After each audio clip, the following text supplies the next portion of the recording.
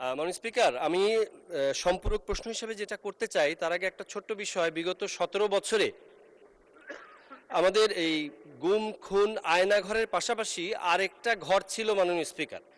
এটা হলো আমাদের হীরক রাজার দেশের যন্তর মন্তর ঘরের মতো একটা ঘর ছিল ফ্যাসিস্টের আমলে। যেরকম হীরক রাজার দেশের সময় ছিল যারা কৃষক বা যারা আপনার খুব হতদরিদ্র, তারা খাজনা দিতে পারছে না, ফসল নষ্ট হয়ে গেছে, তখন তারা যখন প্রতিবাদের জন্য হীরক রাজার কাছে আসতেন তখন তাদেরকে একটা যন্তর মন্তর ঘরে ঢুকিয়ে দেওয়া হতো মাননীয় স্পিকার। এরপরে বের হওয়ার পরে যে মন্ত্রটা শেখানো হতো সেই মন্ত্রই তারা বলতো এবং সেটাই মাথা পেতে নিত। তখন মন্ত্রটা শেখানো হতো, বাকি রাখা খাজনা মোটে ভালো কাজ না, ভরপেট নাও খাই রাজ কর দেয়া চাই, যায় যদি যাক প্রাণ হীরকের রাজা ভগবান।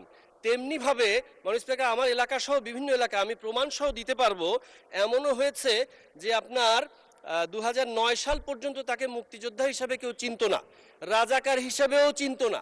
কিন্তু 2008 সালের পরবর্তীতে দেখা গেছে যে তাকে রাজাকার বানানোর চেষ্টা করা হয়েছে। আবার অনেকে আছে সত্যি সত্যি রাজাকার ছিলেন, কোনো এক অজানা কারণে তারা গ্রেপ্তার হওয়ার পরে এবং কিছুদিন পর দেখা গেছে তারা মুক্তিযোদ্ধা হিসেবে বের হয়েছেন মাননীয় স্পিকার। 200-র বেশি সার্ভিস ও ফিচারে লেনদেনের সব বিকাশ অ্যাপে সম্ভব। তো যদি আপনার आपस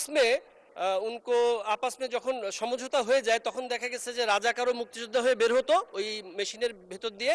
আবার অনেক সময় মুক্তিযোদ্ধারাও যদি সমঝোতা না হয় রাজাকার হয়ে বের হতো। মুক্তিযোদ্ধা তো সমঝোতা করবেই না মাননীয় স্পিকার, কারণ তাদের রক্তের উপরে আমরা এখানে দাঁড়িয়েছি।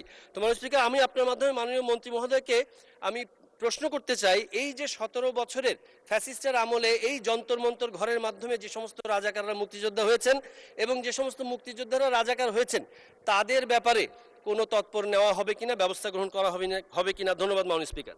মাননীয় মন্ত্রী। মাননীয় স্পিকার, আপনাকে ধন্যবাদ। আপনার মাধ্যমে মাননীয় সংসদ সদস্যকে ধন্যবাদ।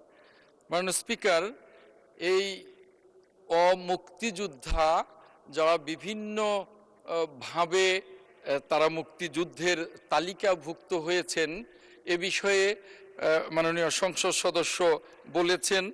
আমরা এই মুক্তিযোদ্ধা মন্ত্রণালয় এ বিষয়ে কাজ করছি।